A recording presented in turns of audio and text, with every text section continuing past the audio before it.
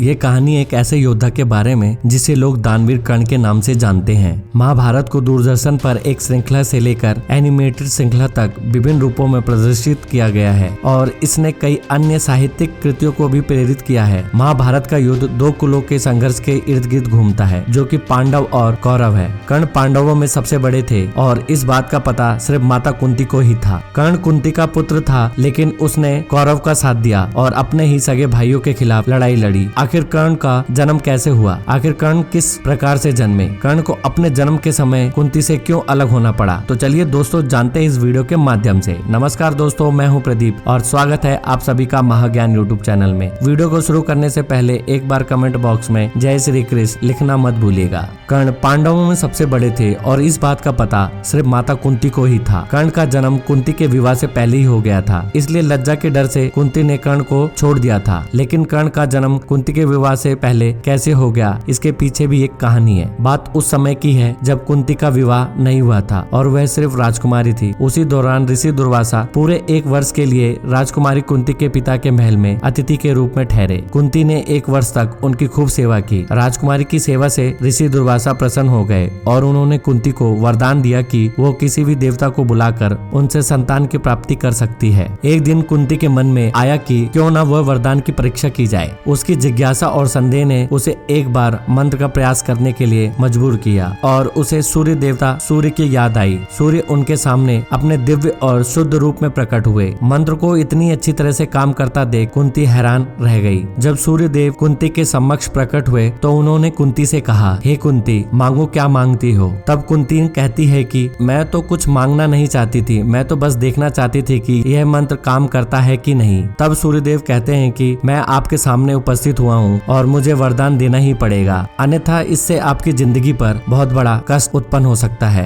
असहाय कुंती के पास सूर्य के बच्चे को स्वीकार करने के अलावा कोई विकल्प नहीं था। उसने अपनी गर्भ अवस्था को गुप्त रखा, इसके बारे में किसी को भी नहीं बताया। 10 महीने के बाद उसने एक बच्चे को जन्म दिया जो एक दिव्य कवच और कुंडल के साथ पैदा हुआ। इतने स्वस्थ बच्चे को देखकर वह बहुत खुश हुई, लेकिन उसके पास उसे छोड़ने के अलावा कोई चारा नहीं था। भारी मन से उसने बच्चे को उचित कपड़े और भोजन के साथ लपेटा और उसे अश्वा नदी पर एक टोकरी में इस उम्मीद से रख दिया कि कोई उसे गोद ले लेगा, और वह टोकरी गंगा नदी में गिर गई। बच्चा गंगा नदी के चंपा शहर में तैरता हुआ नदी किनारे पहुंच गया, जहां आदिरथ अपने घोड़ों को पानी पिला रहा था और उसने वहां पर बच्चे के रोने की आवाज सुनी। और जब वह इधर उधर देखने लगे तब उन्हें वह बच्चा मिला, जिसे देखकर आदिरथ और राधा ने उसे खुशी खुशी गोद ले लिया और उचित देखभाल और स्नेह के साथ उसका लालन पोषण किया। यही सूर्यपुत्र आगे चलकर दानवीर कर्ण कहलाए और कई वर्षों के बाद कुरुक्षेत्र के युद्ध में 5 पांडवों के सामने वह एक शक्तिशाली योद्धा के रूप में खड़े रहे। मैं आशा करता हूं कि इस वीडियो के माध्यम से आप सभी को बहुत कुछ जानकारी मिली होगी। दोस्तों, इस घटना को लेकर आपको क्या कहना है हमें कमेंट करके जरूर बताइएगा और अगर वीडियो पसंद आए तो वीडियो को लाइक, शेयर और चैनल को सब्सक्राइब करके बेल आइकन को प्रेस करना मत भूलिएगा।